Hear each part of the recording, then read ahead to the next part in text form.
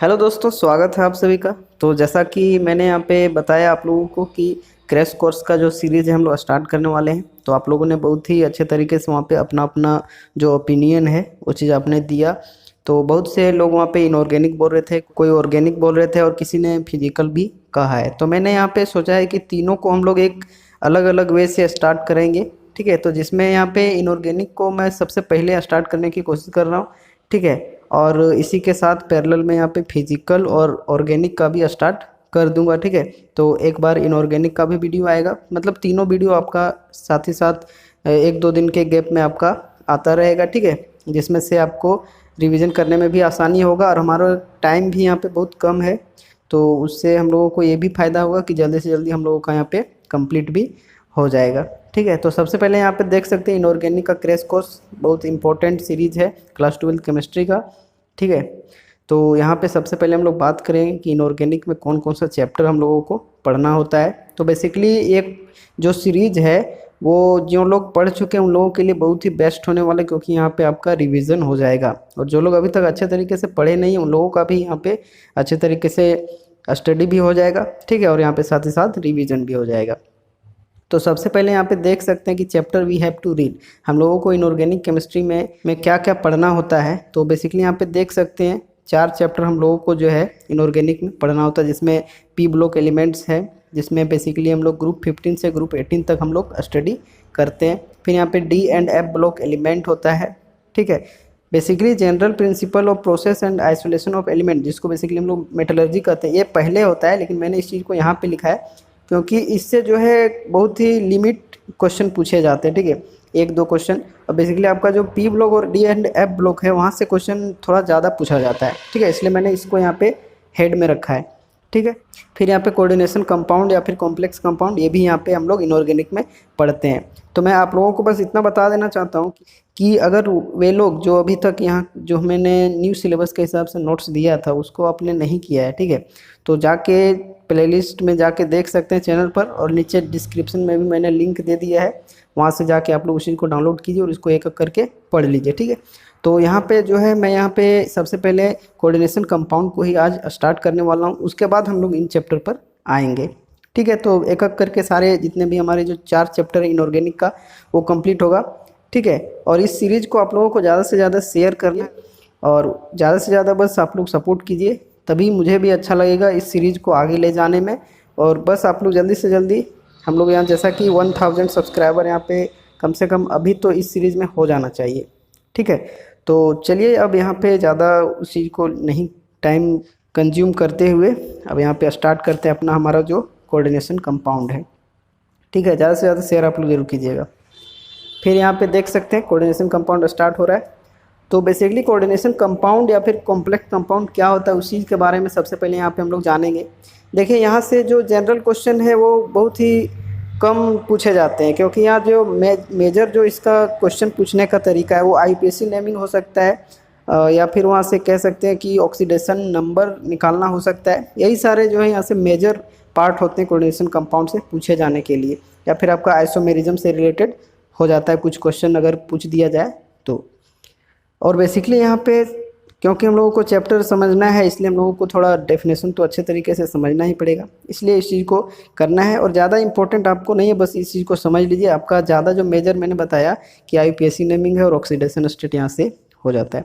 तो coordination compound या फिर कॉम्प्लेक्स कंपाउंड क्या होता है इसी बारे में यहाँ पे देखते हैं। कहता है these are the compound in which a central metal atom, central metal क्या हो सकता है, एटम भी हो सकता है, आयन हो सकता है, is attached to a fix number of ligands.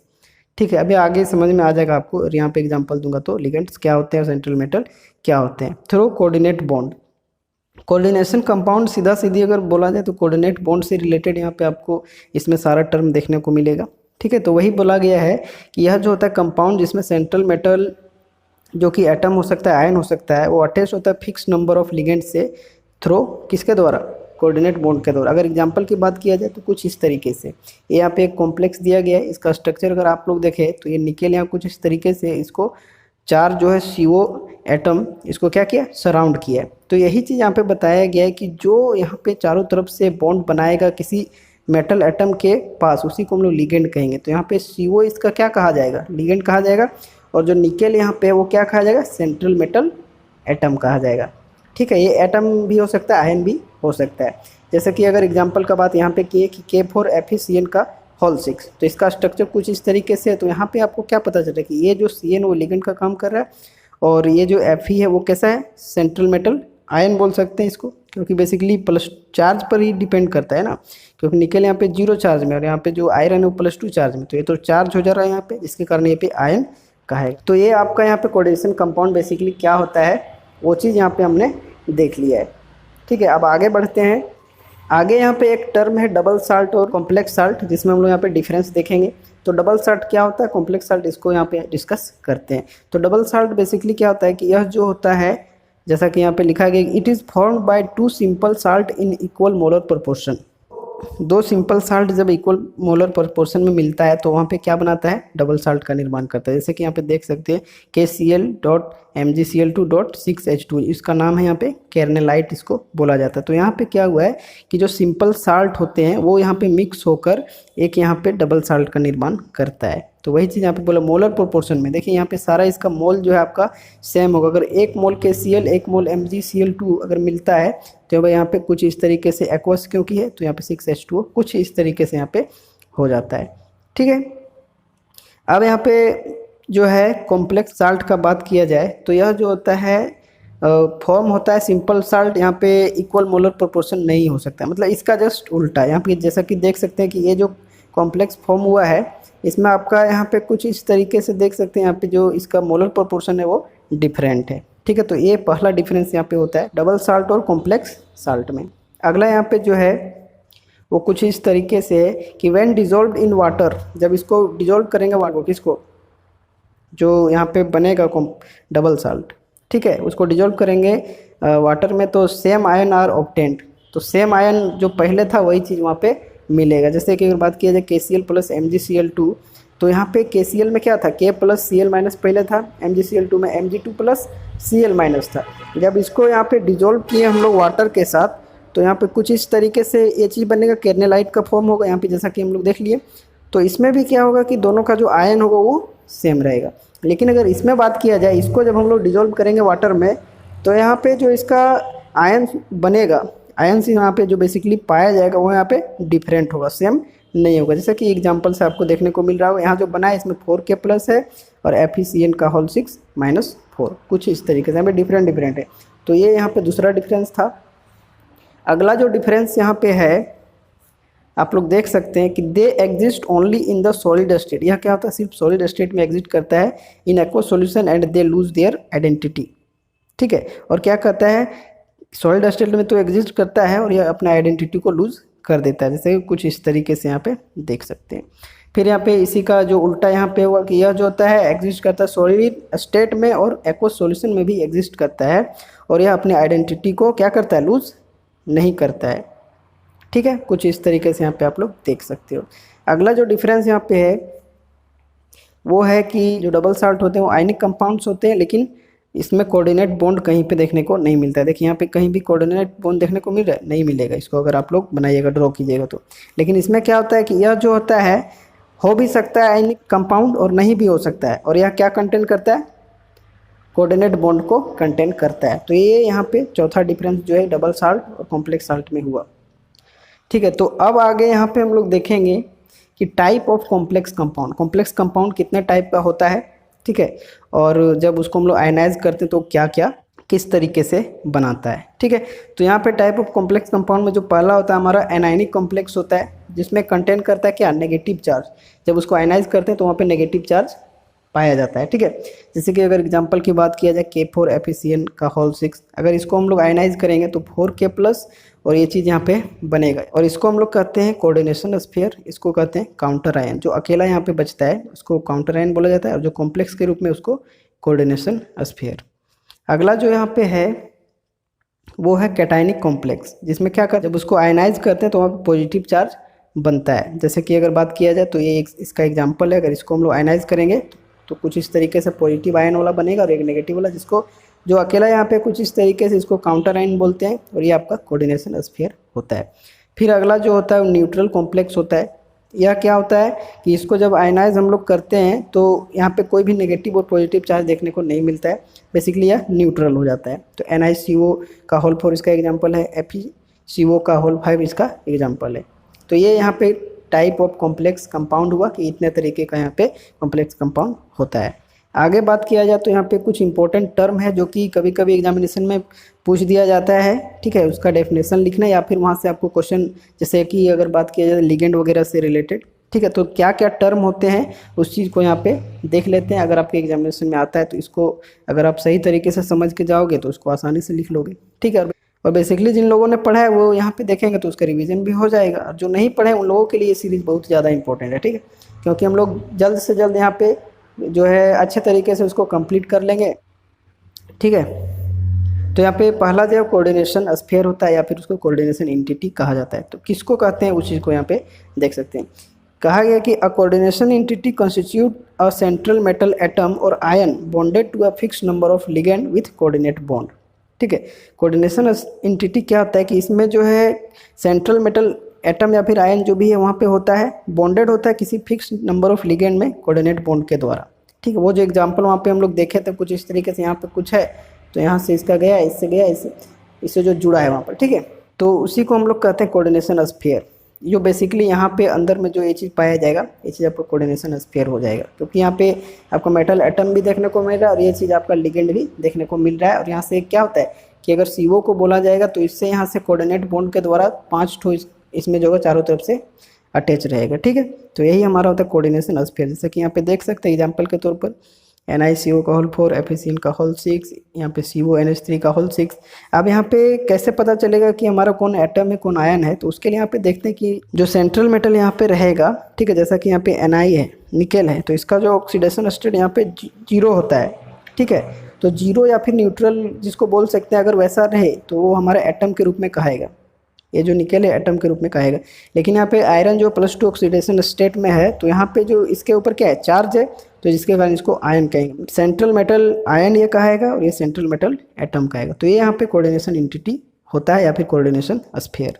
आगे जो हम लोग देखेंगे यहाँ पे सेंट्रल एटम या फिर आयन, वही चीज़ अभी जो बोले वही चीज़ यहाँ पे लिख दिया गया है कि in a coordination entity the atom और ion to which a fixed number of ligand are bonded.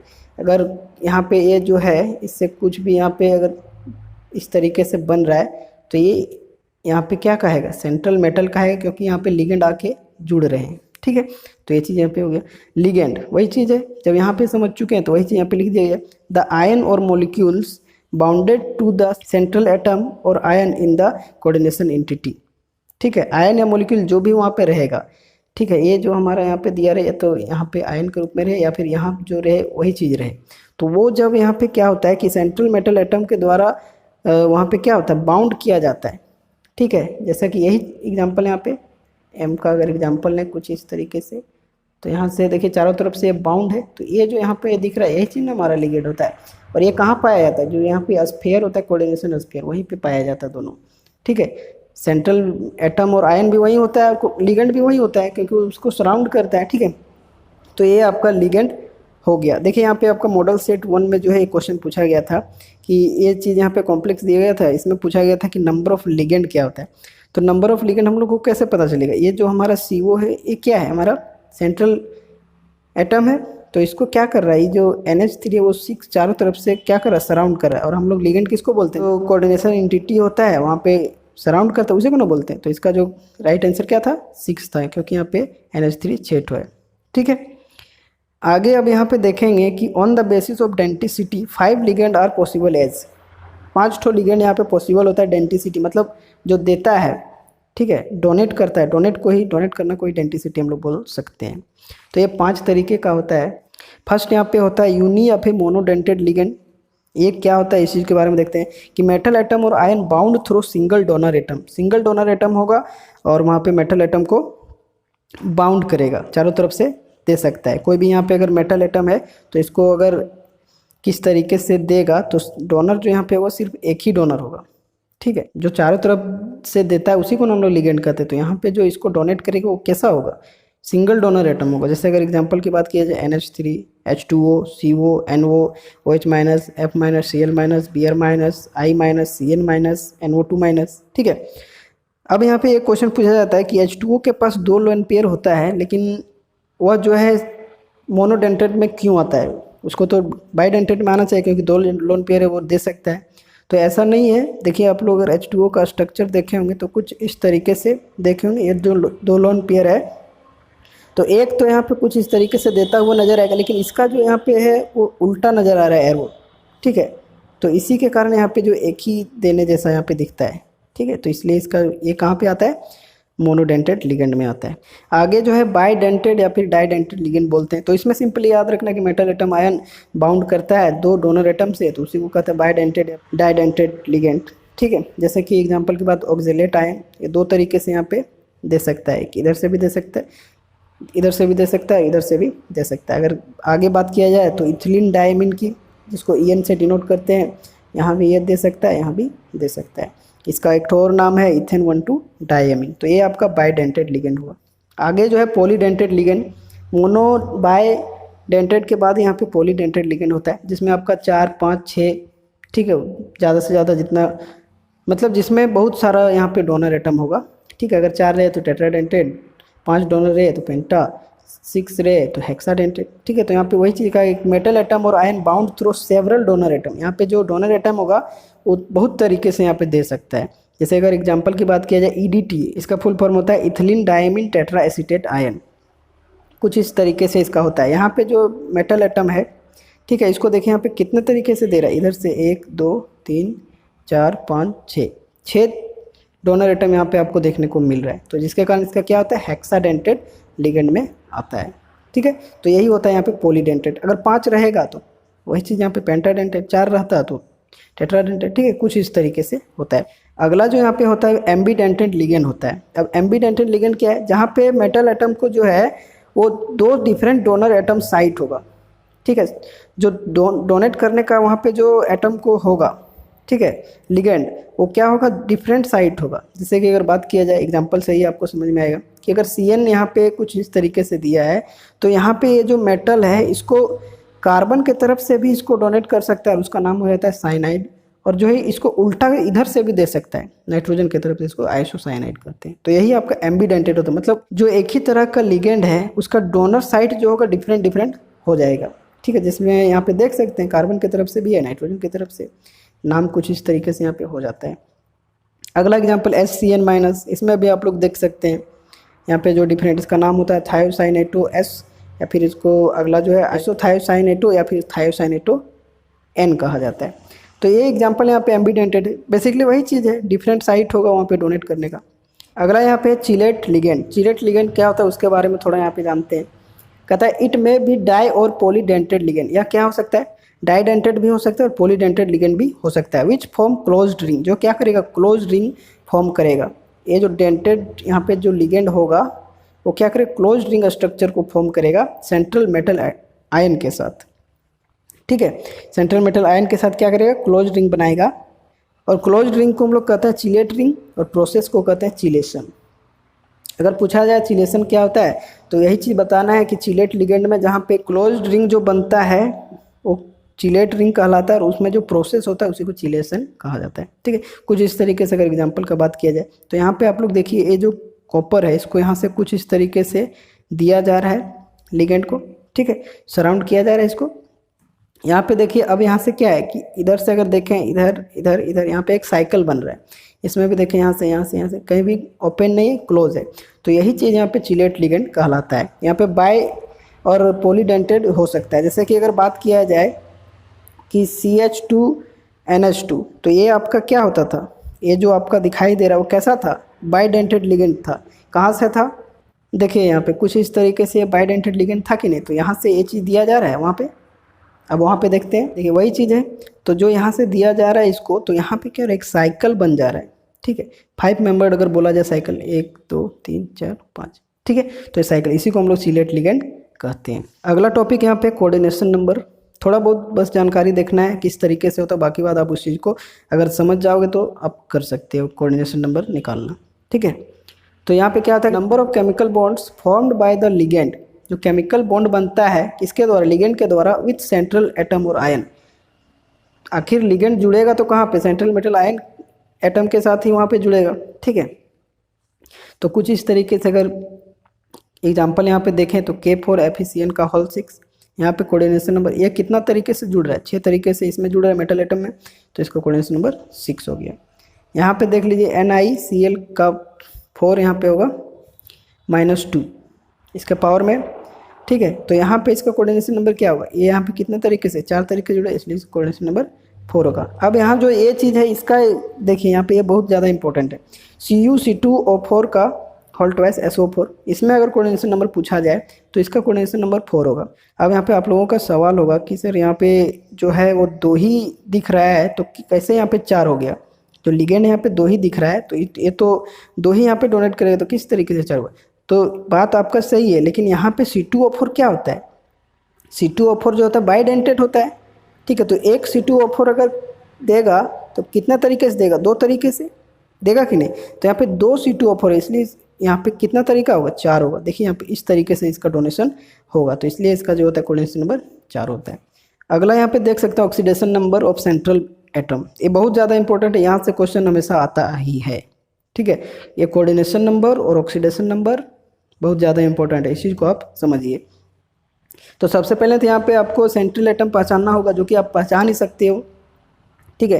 ये कोऑर्डिनेशन स्फीयर यहाँ पे कुछ इस तरीके से, तो इसमें तो ये होता है सेंट्रल एटम, ये आपका लिगेंड होता है ना, काउंटर आयन ये चीज़ होता है, ठीक है। तो कुछ इस तरीके से यहाँ पे सबसे पहले आपको सेंट्रल एटम पहचानना होगा, उसके बाद आपका स्टेट पता होना चाहिए, तभी आप वहाँ पे सब्सटीट्यूट कीजिएगा अपना वैल्यू को और वहाँ से कैलकुलेट हो जाएगा।